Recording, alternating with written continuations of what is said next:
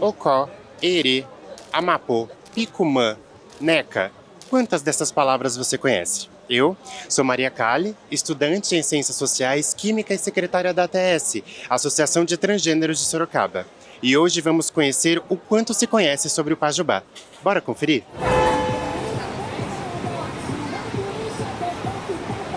Você sabe o que é ou já ouviu falar de Pajubá? Não, Não, não sei. não conheço também. Não conheço. Não conheço. O rapaz falou pra mim, mas eu nunca tinha escutado falar. Não. Sei, a língua das travestis, usada, criada no Brasil, inclusive. Não lembro de nenhuma palavra, mas conheço. Então você sabe o que é Neca? Sei, gata. O chuchu. Neca. Você sabe o que é Pajubá? Bom, eu ouvi há pouco tempo. Eu acredito que seja a língua das trans. Não conheço Pajubá. O que é?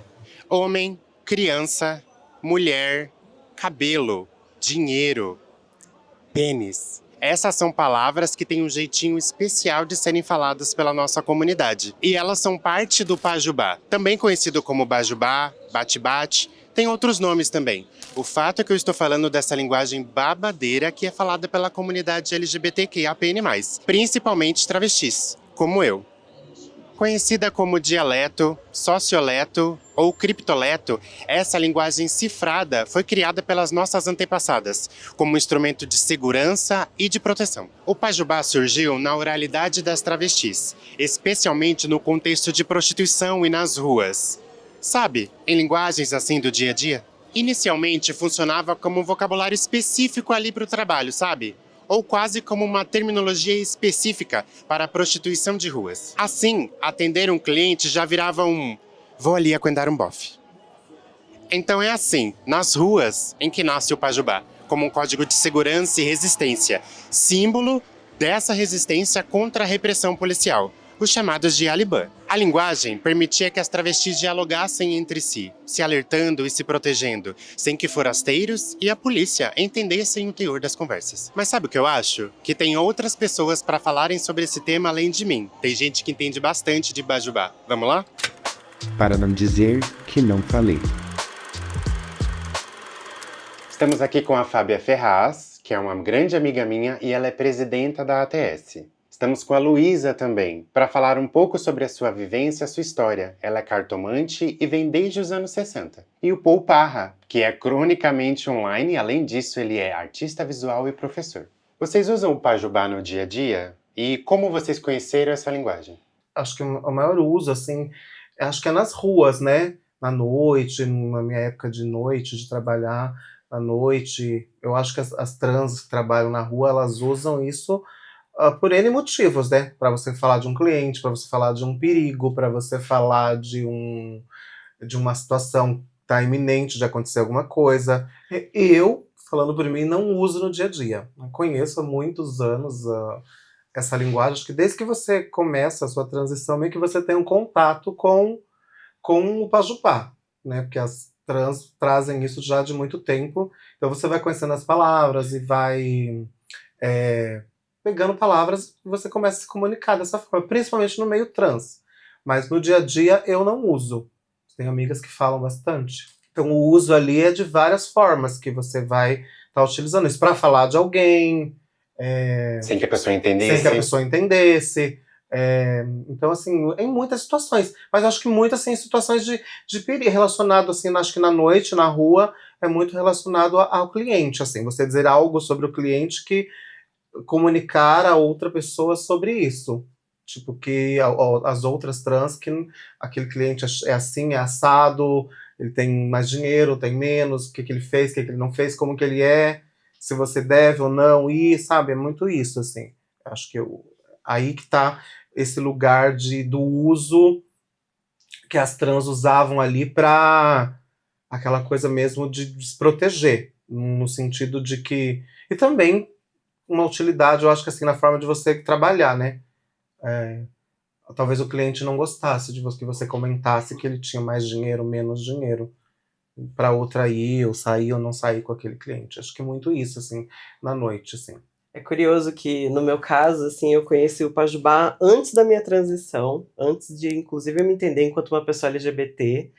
Eu estava na faculdade e na época entraram os novos calouros e entrou um calouro, né? Na minha faculdade a gente costumava chamar todo mundo por apelidos, né? Então eu só me recordo do apelido de Malboro, que era essa pessoa. E foi uma das primeiras pessoas LGBT assim que eu tive um convívio mais próximo. E ele primeiro se apresentou falando que ele tinha um irmão gêmeo e que o gêmeo dele fazia drag. E aí depois ele falou que não era ele mesmo, porque ele já tinha mostrado várias fotos, falou, não, sou eu mesmo que faço drag. E aí depois a gente conversando sobre várias coisas, ele falou, queria te apresentar o Pajubá. Você já ouviu falar de Pajubá? Eu falei, não, nunca ouvi falar. Ele, aí foi muito legal, porque ele me apresentou de uma forma bastante didática, assim, né? Falando que era um vocabulário de resistência, que tinha origem, né, na matriz africana, mas que já era um linguajar da rua para a resistência das pessoas LGBT, principalmente das travestis. E naquela hora eu já fui aprendendo algumas das palavras, né? O Aquenda, acho que foi uma das primeiras, né? E hoje em dia eu sinto que o Pajubá, né, depois da minha transição e do meu convívio, eu uso ele quase que diariamente, né? Algumas palavras são mais comuns, como as que a gente estava conversando de uó, né, babado, são algumas que vêm com bastante naturalidade, inclusive em sala de aula, assim, acho que é uma forma de a gente se afirmar também, né, é um vocabulário de resistência, mas também é um vocabulário de afirmação, então acredito que é muito potente utilizá-lo. Bom, eu tive contato nos barzinhos. Eu não frequentava tanto o meio gay, eu cantava em barzinho noturno, puteiros, etc. Minhas amigas falavam que era uma maneira da gente não falar diretamente o que a gente queria, para que outras pessoas não entendessem, tipo héteros, pessoas que estavam ali de curiosos, às vezes tinha policiais, tudo. Então a gente utilizava isso para uma conversa entre a gente. No dia a dia eu não utilizo, e eu utilizava muito pouco. Até no candomblé é diferente do pajubá que é utilizado nas ruas, porque ali vai mais para o iorubá puro. Mas o contato foi isso, o barzinho, uma maneira de se expressar, falando o que a gente queria ver, o que a gente queria fazer, o que a gente estava fazendo, sem que nós dessemos a entender aos outros, que não tinham esse conhecimento. Era uma maneira da gente se proteger contra agressões ou contra algum problema que pudesse haver. E quando a gente fala que o Pajubá nasceu como uma linguagem de proteção, não é exagero. Nossas antepassadas travestis viveram muitas coisas pesadas, principalmente na época da ditadura militar. Naquela época, existia uma operação policial chamada Operação Tarântula. Ela acontecia nos anos 80 e tinha um principal objetivo: limpar as ruas das pessoas trans e LGBT, principalmente se você fosse travesti. Quando falamos sobre limpar as ruas, estamos falando de prisões, agressões e travestis sendo violentadas diariamente. Muita gente foi levada sem explicação, sem crime. E o argumento da polícia para a operação era averiguação de identidade. Mas todo mundo sabia que era só perseguição mesmo. E foi exatamente neste contexto que surge o Pajubá. Um código, um mecanismo de proteção, uma linguagem interna. Assim, o nosso agressor, o violentador, não tinha acesso às informações que circulavam entre as travestis. Enquanto o Estado fechava os olhos, conseguíamos sobreviver. Na verdade, o Estado era o próprio agressor. Primeira vez, assim, né? Acho que eu era pré-adolescente, tinha 12 anos, e me vesti de maneira feminina para sair na rua, assim, né? Com mais outras amigas e tal. E aí os vizinhos chamaram a polícia e a gente foi presa.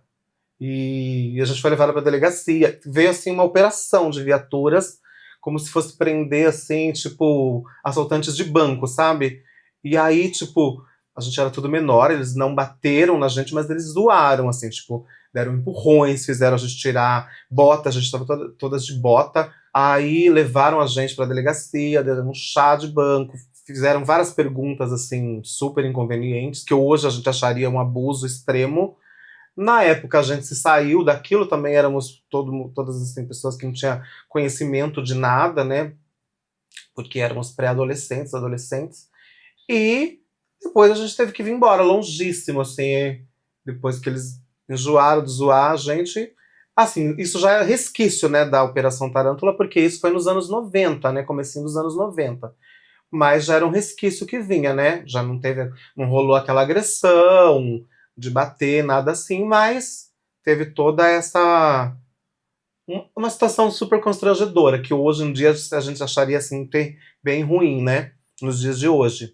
Eu lembro que saiu no jornal da cidadezinha que eu morava, e aí ficava anunciando na rádio. Nessa época a rádio ainda fazia sucesso, as rádios, e anunciava o jornalzinho do município toda hora no supermercado e tal. E aí eu lembro que no final de semana seguinte, que ia sair o jornalzinho, eu tava com os meus pais no supermercado, e aí ficava anunciando, assim, no alto-falante do mercado, que alguns menores e duas pessoas menores tava mais eu e minha amiga, que estávamos bem, assim, caracterizadas, vamos dizer assim, né? Estava com picomã e tudo mais. Picomã, uma palavra pajubá. E aí falavam, né, na notícia do jornal, olha que notícia sem noção, que dois menores, no caso, né, na época eram 2 menores, tinham sido presos pela polícia com roupas íntimas femininas, tinham sido presos e averiguados. Então, tipo assim, maior vergonha, né, tipo, que eu passei, e minha mãe, assim, daí minha mãe escutou na hora, ela falou, olha, é sobre você que tá falando, que vergonha, isso é uma vergonha. Tipo, no dia seguinte também, né, minha mãe já tava sabendo, né, porque meu irmão já tinha ficado sabendo o bairro todo e tinha contado, aí eu cheguei em casa, né, acordei e minha mãe falando, você me fez passar vergonha, olha o que você fez, tá todo mundo falando de você, isso é uma vergonha, que vergonha, sabe, tipo, acho que foi a pior parte, assim, essa cobrança da minha mãe e assim, o tanto que ela ficou chateada, né. Teve outras, acho que depois que foi ficando mais velha, assim, tipo, quando eu comecei a sair pra noite, teve amigas minhas que a viatura parou do nada, e aí ela respondeu assim com mais, assim, de um jeito que o policial não gostou, ele desceu, deu um tapa, ficou a marca da mão no rosto de uma amiga minha, eu lembro até hoje, assim, e aí eu tentei acalmar, assim, acho que foi a primeiro contato que eu tive com um policial agressivo, e aí eu sempre tinha medo depois, e aí toda vez que um policial falava, eu sempre chamava ele já de senhor, seu policial, assim, eu sempre tomava cuidado com as palavras que eu ia utilizar com a polícia. E eu nunca falava meu nome feminino pra polícia, porque nessa época a gente não tinha direito ainda, né, a questão do nome, retificação, e então, quando eles te abordavam, você já tinha que falar seu nome masculino de imediato, porque senão você já levava um tapa. Se você quisesse fazer uma graça de falar seu nome feminino. Foi difícil, engoli muito sapo. Tive um trabalho formal? Tive, mas engoli muito sapo. E não perdi meu réu primário, ainda, por pouco. Ainda hoje. Ainda dá para fazer alguma coisa. Então é isso que eu gostaria de ver. Quer dizer, provavelmente eu não vou ver, mas eu gostaria de que as próximas gerações tivessem essa oportunidade de viver em paz e serem respeitadas, independente do que elas sejam. Agora nós precisamos olhar um pouco de material didático para falar das origens do Pajubá. Vejam só, o Pajubá tem raízes no Yorubá, Nagô e Banto, refletindo a relação entre a comunidade trans e as religiões afro-brasileiras, como o Candomblé, Umbanda, a Quimbanda, entre outras religiões de mesma matriz. Em Yorubá, o Pajubá é definido como conversa, segredo, fofoca, apresentação entre pessoas e outros sinônimos. A linguagem do Pajubá, ela é estruturada foneticamente pela língua brasileira, mas ela tem uma mistura lexical, que inclui o Yorubá-Nagô, termos de outras línguas como inglês, francês, italiano e, em menor grau, o tupi. Nós temos alguns exemplos de palavras que foram incorporadas através do Yorubá-Nagô, como Edi, que significa anos, Ere, que significa criança, Eke, que quer dizer mentira, e Odara, que significa bonito, bonita. Como qualquer outra linguagem, está sempre se reinventando, se reconstruindo. E para isso, ele absorve e ressignifica palavras de outras línguas. Um exemplo disso é guanto, que é luva em italiano, mas o nosso dialeto é camisinha. A questão dentro do candomblé, a gente utiliza, quer dizer, não são todas as nações, mas utiliza-se muito de você falar direto em Yorubá. Quando você adentra, você fez o santo, tudo, você já recebe uma digina, você já não é mais conhecida pelo seu nome, é a digina pelo seu santo. Então ali fala-se muito, ou mindundum, que seria o café, manda a pessoa ir buscar, ou fazer isso, fazer aquilo. Utiliza-se muito pouco o português. Agora, dentro da vida noturna, dentro das ruas, o pajubá é diferente. Por exemplo, adé, que quando fala adé, dentro do Yorubá mesmo, adé mesmo, é o gay, é o homem. E dentro do pajubá, ele começou a ser utilizado, que depois ele passou para mona de quê? Mas de início utilizava-se muito o adé. Então tem várias coisas. O picumã, que... O cabelo. Que quando você vai lá, o santo está pedindo a queda de picumã. Essa questão quando você vai se referir a uma outra pessoa, seja o cara que você está pegando, ou que a pessoa vai pegar, o có, que é o homem, né? O có tal, tá? Se ele é perigoso, é mavambo, se é odara, tá tudo bem, tá legal, é mati. É mati, é malaco, é mati. Então você já sabe que você vai passar fome, que a refeição não vai ser completa. Libera o Edi, você já sabe que é você que vai ter que cavalgar. Você não vai correr naquela... Então tem toda uma trajetória de palavras que é utilizada no meio para dizer se a pessoa... Você vai dar a Elza já é aquela cabeleireira que era... O pessoal ia lá de monte para fazer compra e roubava as perucas delas, né? E o nome dela era Elza, então vai dar Elza, vai Elzeiro, vai roubar. E assim por diante. Tem várias coisas que entram nesse inteirinho, nesse linguajar. Só que, como eu disse, o pajubá, ele é derivado em certas partes do Yorubá, mas não tem nada a ver, porque se você for usar a linguagem da rua dentro de um terreiro, vão olhar para você e vão falar, ô descompreendido, acorda. Eu acho que é uma linguagem que saiu, né, do terreiro e foi pra rua, porque as monas, né... Frequentavam muito a macumba. A maioria das monas é de candomblé, né? E aí elas levavam isso pra rua. Algumas palavras que foram se misturando com outras palavras, tipo Elza não é uma palavra, né, do terreiro do Yorubá, mas é uma palavra que foi incorporada no pajubá, que é usada porque elas utilizavam isso, né?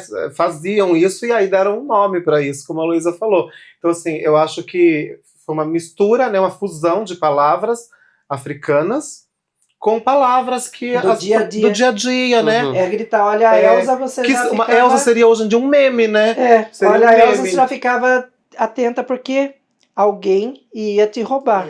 Porque você ia ser assaltada. Tem um motoqueiro passando dando a Elza, se você tá na rua. Todo mundo já gritava, Quenda, Mona Quenda. Alibã. Alibã. Eu já sabia que você podia ser presa. Principalmente, como você disse, nessa questão que veio com a ditadura, quando as travestis eram assassinadas em São Paulo, e depois começou a vir para o interior. Passei várias coisas até em barzinho, quando o dono de um puteiro, o gerente de lá, que vivia ali, ficava encantado, porque eu não demonstrava ser travesti, passava por mulher, eu ia cantar lá. E ele se encantou e começava com frescura, e levar um bombonzinho, e levar uma bebida. Lógico que eu aceitava, que não era boba, mas eu mantinha a distância, porque naquela época era complicado. Quando descobriu a verdade, você apanhava, você levava um teco de presente. E um dia, uma das meninas que trabalhava nessa boate, eu sempre ia me arrumar no quarto dela, porque eu a conhecia desde criança. E eu fui tomar banho, porque eu tinha que voltar para o meu barzinho e trocar de roupa, porque você fica ali, a luz esquenta, você soa muito, tudo, né? Então eu fui tomar banho, e no que eu tô saindo me enxugando, ele entra no quarto, com um drinkzinho. Eu só escutei o barulho da taça cair. Pé! Ele, o que é isso? Eu falei, não conhece? Nunca viu? Nunca olhou para baixo? É uma neca. É uma neca. Ele só tirou o revólver, pé, no chão. Eu falei, tô viva. Porque não podia ser, o pessoal quando descobria tinha várias reações. Uns que falavam não e ficava de boa. E outros que tinham essa reação mais agressiva. No caso dele, acho que a reação agressiva foi porque ele não esperava e ele estava interessado em algo mais. Eu acredito que eu não tenho... Eu tenho muito, né? Reconheço muitos privilégios que eu tive na vida, então eu não passei por nenhuma situação de violência policial, né? Ou violências, enfim, que eu tive que me esconder, ou correr, enfim. Acredito que o Pajubá ele tem ele muito da forma com que eu utilizo, é uma forma de reconhecimento dos meus pares, né, de saber que eu tô entre pessoas que é um ambiente seguro. Então, se as pessoas estão conhecendo essa linguagem, se elas falam sobre isso entre a gente se entende, isso mostra que esse ambiente é seguro para mim, assim, então. É como você demonstra a sua identidade. Olha, eu É um também sou termômetro trans. também, né? Tipo, aqui as pessoas estão, né? Uhum. Todo mundo já sabe o que a gente tá falando, estão dando risada. Então, a gente consegue se identificar antes, né, de fazer uma pergunta de fato, ou você é gay, ou você é trans, né? Acho que todo Bem mundo, antes, né? acho que as pessoas conhecem a história quando falam Pajubá. Eu acho que Com tem muito esse certeza. lugar. Porque parece que, tipo, se você fala Pajubá, então acho que nos dias atuais, você conhece de onde ele veio, você tem um pouco da história disso, né? Que acho que é isso que você trouxe, que as pessoas trazem isso para hoje, para os dias de hoje, de uma forma acho que mais cultural, né? Como a cultura, que também tem o seu valor, né? Que acho que foi uma cultura criada pelas travestis e que tem hoje, né? Acho que saiu até no Enem, né? Acho que não lembro qual do 2018, que teve uma questão que foi um burburinho sobre essa questão, mas é uma questão cultural hoje em dia. Acho que teve livros lançados, né? Sobre Pajubá. E eu acho que é legal, assim. Acho que a gente, claro, você não vai falar todas as palavras, né? Como a Luísa demonstrou, tem muitas palavras e meio que para tudo tem, né? E acho que se você não pratica também, a gente vai esquecendo, assim, porque eu confesso que hoje em dia eu não sei muitas mais, assim, tipo, a Luísa falando, ela foi me trazendo memórias e memórias, assim, de quando realmente era necessário eu utilizar essas palavras. Porque, tipo, como eu não pratico, não falo com pessoas tanto, assim, que usam mais, eu acabo também não falando mais, né? Gente, agora vamos para uma conversa digital. Eu estou aqui com a Uma Reis Sorréquia, que é geógrafa, pesquisadora e já atuou como articuladora social em alguns espaços expositivos. Primeiramente, Uma, me conta, para você, o Pajubá faz parte do seu dia a dia? Como você teve contato com essa linguagem pela primeira vez? E qual é a importância do Pajubá para a comunidade trans, na sua visão?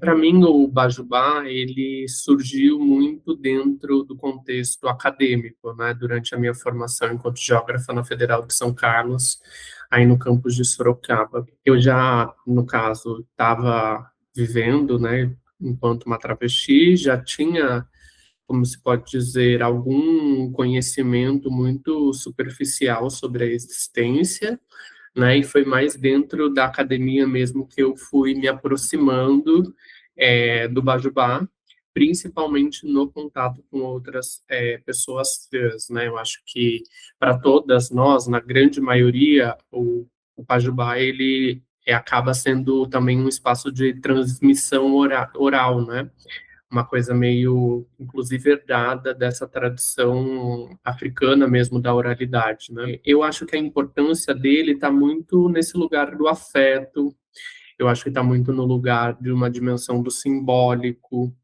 numa questão também que tem a ver com a nossa própria identidade, a fortalecimento e valorização da nossa cultura, e também dizer que eu acho que tem um lugar de orgulho, né? Eu acho que o Bajubá, ele, para a gente, representa, em muitos momentos, um lugar de reconhecimento do nosso protagonismo e da nossa, como se pode dizer, da nossa inteligência também, né? Eu gosto muito de olhar para o Bajubá dessa maneira, assim, apesar do contexto adverso, né, em que ele foi criado, em que ele nasceu, eu acho que hoje, fazendo esse retrospecto, né, a gente consegue olhar com um pouco mais de carinho e com menos dor, né, para esse momento histórico da criação do Bajubá. E eu também acho que tem um lugar para mim do uso do Bajubá, que é uma, como eu disse, né, de uma reafirmação da minha própria identidade. Então, por exemplo, principalmente no contexto acadêmico, no contexto profissional de trabalho, usar o Bajubá também é demarcar território, né, reafirmar a nossa existência e um lugar de não se higienizar ou de não perder algo que é fundamentalmente nosso, né? Eu acho que existe essa ideia de que em vários momentos da nossa trajetória a gente tem que falar a língua dessas pessoas, né, quase como a língua do colonizador, e a gente, em muitos momentos, tenta se assimilar a essa norma cisgênero, e uma das formas que nos é impostas é também não falar o bajubá, né, não usar essas expressões, esse dialeto, porque isso nos denuncia enquanto travestis, né, eu acho que para o nosso contexto, talvez, de conquistas sociais, o Bajubá entra mais nessa conotação, né? Pensar que historicamente, né, onde ele foi criado. A gente usa o Pajubá para se identificar e estar no nosso meio. O que a gente tem a dizer quando isso ultrapassa? Quando ele passa a ser apropriado por pessoas que não fazem parte da nossa comunidade? Como você vê isso? Eu vejo isso enquanto uma ressignificação linguística, vamos dizer assim. Eu acredito que toda linguagem passa por esse momento, assim, né, a partir do momento que ela é apropriada e utilizada por um grupo, e esse grupo se identifica, esse grupo vai se comunicar com outras pessoas e isso vai extravasar. Obviamente que quando a gente vai para a internet, isso alcança movimentos muito maiores, né? Então, é uma reprodução muito rápida, né? E muito contínua, né? Então, as pessoas hoje copiam muitos conteúdos, né? Então, acredito assim, na internet, os primeiros memes, né, que surgem, assim, falando de Pajubá, o que eu lembro agora, assim, é aquele clássico da aula de Pajubá, que são as travestis explicando realmente, né, acredito que esse aqui, 2010, começo da década de 2010, assim, que surge esse meme e ele explode. Babado, fofoca, babado forte, fofoca quente, baratismo, brincadeira, catação, paquera com intuitos sexuais, close. E ele foi ressignificado recentemente, né? Ele voltou agora no TikTok, agora no Instagram, apenas cortes, né? As pessoas fazendo muitas pessoas que não conheciam, né, dessa nova geração, passaram a conhecer por causa desses recortes que foram feitos dessa primeira aula de Pajubá online, né? Então, acredito que isso é muito válido para que a gente entenda isso enquanto um fenômeno cultural de fato e que as novas gerações vão aprendendo isso, né? Acredito, assim, que o conhecimento que vocês duas têm do Pajubá é algo, assim, que imensurável. Acredito que é importante a gente ter isso enquanto registro. E, felizmente, a gente tem a internet que pode fazer isso pra gente, né? De fazer esse registro cultural do que está acontecendo. Eu acho que tem uma relação, para mim, que é de memória, né? Eu sou, como chama, muito preocupada com a questão da memória. E isso tem a ver com a minha própria militância, com o meu próprio ativismo, para além da minha pesquisa. Eu acho que a gente, enquanto movimento, a gente está sempre inventando a roda. Muito no sentido de que as nossas lutas, elas não criam fortuna crítica, né? Ou seja, não é possível acessá-la por meio de livros, por meio de artigos, e acaba que toda menina, todo menino, toda pessoa NB, que nasce e se descobre em algum momento da sua trajetória uma pessoa trans, ela sempre acha que ela está sozinha ou que as mazelas que ela está enfrentando é a primeira vez. Só que as nossas ancestrais já criaram tecnologia, técnica de sobrevivência para períodos muito piores, só que isso se perdeu. E eu acho que isso nos faz perder tempo com coisas que já estão resolvidas ou já foram resolvidas. Ainda que eu também acho que a cisgeneridade nos faz fazer isso para que a gente não avance, né? Então, para mim, a memória, a institucionalização, em algum sentido, ela vem como uma forma de suprir essa lacuna. É extremamente importante que as nossas gerações futuras, nossas crianças e adolescentes trans, que em algum momento descubram e ouçam falar sobre o Bajubá, que eles possam encontrar em algum lugar um ponto de partida que não seja zero, para eles seguirem, e que essas pesquisas sejam menos documentais e descritivas no sentido do que é o Bajubá, que palavras, em que contexto, e que isso possa ser apropriado para fazer coisas mais interessantes, do tipo que a Mara fez agora, escrever o livro NECA. Então, já um uso apropriado, aplicado, fazer uma exposição, que nem vocês estão fazendo um documentário, para que a gente use o Bajubá não mais como um lugar de revisão histórica, no lugar técnico, que a gente possa, de fato, se apropriar disso para criar coisas para além disso. E, para mim, o Bajubá tem essa questão que é muito importante, que é da cultura, né? Porque, para fazer um paralelo com o momento que a gente vive, a gente ainda está esperando uma decisão do STF sobre nós. A gente ainda está debatendo a possibilidade da nacionalização, da gratuidade, da retificação do nome civil. E aí é tipo isso, a gente ainda está brigando por coisas que nos fazem ser sub-humanas. Quando a gente fala de Bajubá, em algum momento, para as pessoas que nos ouvem, é literal algo que pode parecer supérfluo, né? Nossa, é só um dialeto, uma linguagem. Mas se a gente não reconhece isso como processo fundante da nossa humanidade, a gente acaba perdendo cada vez mais a nossa capacidade de se ver enquanto iguais, né? E somos seres culturais. Acho que isso também é importante de dizer, né? Eu gosto muito de pensar que a nossa constituição enquanto travesti é uma constituição cultural. Logo, se a gente não tem uma valorização daquilo que é nosso produto, da nossa própria existência, a gente pode chegar um dia a perder a capacidade de se autonomear e autodeterminar e auto-se identificar enquanto travestis. Porque a travesti, ela não está, como se pode dizer, desacoplada dessa estrutura social, né? Inclusive, em muitos contextos, como da Europa e do Norte global, a palavra travesti caiu em desuso. Sim. Então, para mim, é muito um lugar também de uma autopreservação de si, quase. Né? Se em algum momento a gente perde a nossa própria cultura e o nosso modo de ser, a gente vai acabar deixar de ser o que somos, né? A popularização do vocabulário pajubeiro mostra que as travestis estão chegando em novos lugares, estamos ocupando diferentes espaços. E isso é extremamente positivo. Entretanto, existem dois lados. Essa banalização terminológica pode acontecer com a linguagem. Então, ao mesmo tempo que ela avança para construir espaços, pode acontecer a banalização, que gera um pequeno retrocesso. Por exemplo, palavras como abalar, arrasar, uó, eram palavras que antes eram só usadas por travestis, e hoje são amplamente difundidas. Várias pessoas, se não todas, utilizam essa linguagem, sem nem saber de onde veio. Eu não vou lembrar o nome, né, desse pesquisador, mas que ele estava pesquisando Pajubá sendo dos Estados Unidos e entendendo isso enquanto uma linguagem de resistência nossa. Então, olha só onde chega, né? Onde essa produção está chegando a um nível de interesse cultural que outros países, outras nações já entendem isso enquanto um desdobramento do próprio português, né? Que é a nossa linguagem oficial. Então, olha o tamanho, né, que isso pode alcançar.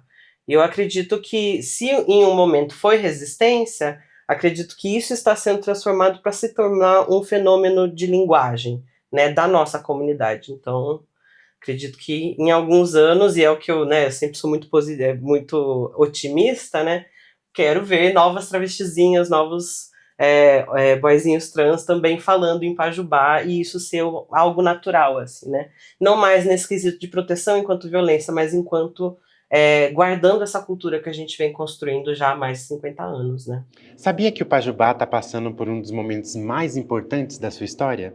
Pois é, no finalzinho de 2025, a ANTRA, Associação Nacional de Travestis e Transsexuais, protocolou um pedido direto para que o Pajubá se tornasse patrimônio cultural imaterial do Brasil.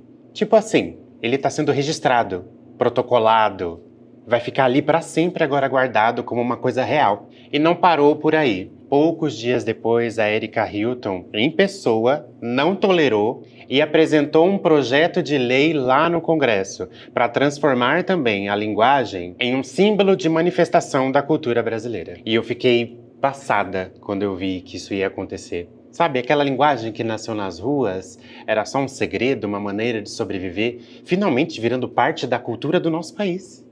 Aí já é menos sobre nós, né? É mais sobre como a gente quer ser vista pelo resto da sociedade. Eu acho que é conectar as nossas lutas e os nossos saberes, as nossas técnicas e tecnologias no sentido macro, né?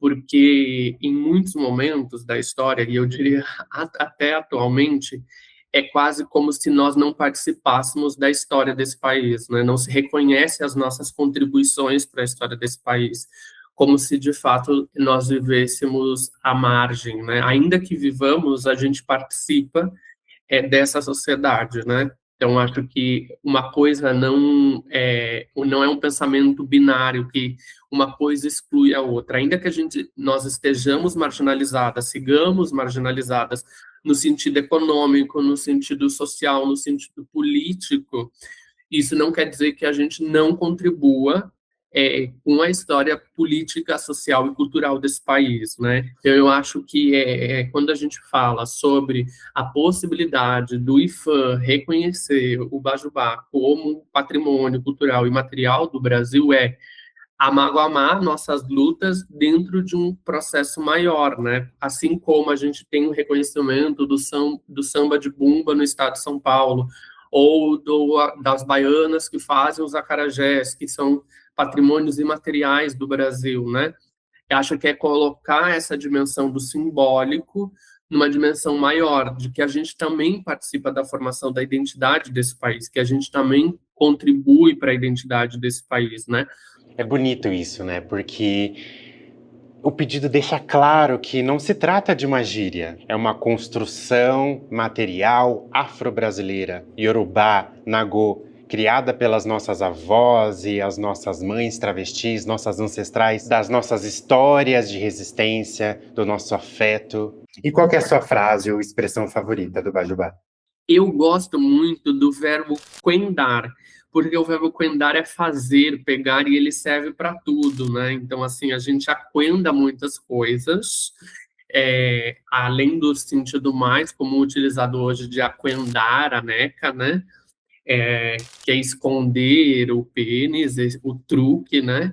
Mas eu também gosto muito do truque, da ideia disso que é uma gambiarra, né? Dar o truque. Eu gosto muito. E eu acho que eu gosto da própria palavra Bajubá, né? Que para as pessoas o Bajubá é falar, né? Conversar. Então é uma forma também boa, assim, mas tem muitas palavras legais, né? Então o Odara, enfim, Aqué, Lajô, tem muitas, Bofe, Mapô. Eu acho que tem muitas palavras que são Picumã, que são nossas do dia a dia, né? Que a gente utiliza e que as pessoas, de fato, não conhecem em muitos momentos, mas é mais nesse contexto cultural, eu diria. A Quendar também é a minha favorita. Eu adoro. Contextos. Porque a gente usa a quenda para tudo, né? Ai, mano, a quenda tá coisa. Olha aquilo ali, é tudo. Ou desaquenda também, né? Que é tipo, desfaz, deixa aí, desaquenda. Tem duas, né, que assim, acabou sendo um desdobramento dentro dos eu e meus amigos, assim, né, que não é mais ocó que a gente fala ocóissimes, então eu digo, o ocóissimes. Que é a língua do óissime, que já foi evoluindo, porque, tipo, quando começou a difundir, muitas pessoas foram mudando e colocando, eu não sei como a gente explicaria isso em linguagem, mas, tipo, é ocóissime. Então, tipo, já foi agregado aí mais sílabas nessa palavra, né? Exato. Sufixo, né? Exatamente isso. Esse torna o ocó, né? Então o ocó especial, ele é um ocóissime. Mesma coisa mapôsime. Então, nesse lugar, assim, de expansão, assim. Então, acho que são as palavras que eu mais gosto. Essas que já são neologismos do próprio Bajubá. Essas me interessam muito. Ai, não tem uma palavra em si, será? Uma frase. Você vive falando Picumã. Você adora falar Picumã. Picumã, eu falo. O pico tá uau, o pico tá bem. Eu sempre acho que é uma das coisas que a gente mais se preocupa, né? Então, assim, eu falo, como tá meu pico? Eu falo, mas é uma coisa assim, tipo, quando eu tô com alguém junto, assim, falo, meu pico tá bem? Como que tá? Tá bem? Precisa armar um pouquinho mais? Tá com volume? Tá sem volume? Acho que é isso, eu uso muito nesse sentido prático mesmo, do dia a dia, assim, porque pico é uma coisa que todo mundo fala. Acho que tem muito a ver com os salões também, que foi um outro lugar que foi difundido para Bajubá, os salões de cabeleireiros, né? Os meninos, os cabeleireiros gays começaram a falar isso com as clientes, e acho que isso difundiu também um pouco do... E aí eu fico pensando, o Pajubá antes era só sussurrado nas esquinas. E hoje ele está batendo na porta do Congresso Nacional. Isso é muito bonito. Isso é parte da nossa história. Olha só onde a gente chegou. Imagina onde a gente pode chegar.